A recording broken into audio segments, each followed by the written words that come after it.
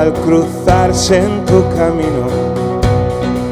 Te clavaron sus banderas y ahora estamos invadidos. Dibujan su estrella de brazos abiertos, de piernas abiertas, y mientras esperas,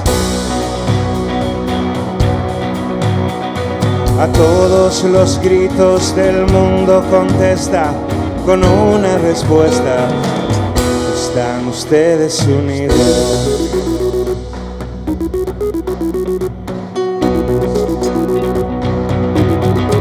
Si están unidos los estados, de eso no está muy convencido.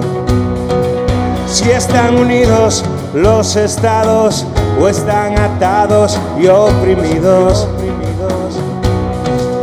Porque en el rayo que no vemos, porque en el trueno que no oímos, es donde sigue escondido. Y a todos los gritos del mundo contesta con una respuesta: están ustedes unidos.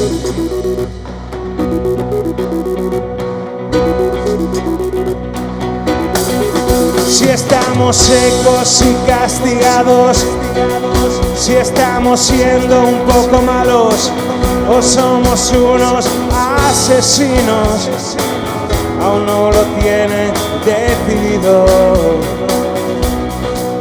Porque en el rayo que no vemos, porque en el trueno que no oímos, es donde sigue escondido. Y a todos los gritos del mundo contesta con una respuesta: están ustedes unidos. Y a todos los gritos del mundo contesta con una respuesta: están ustedes unidos.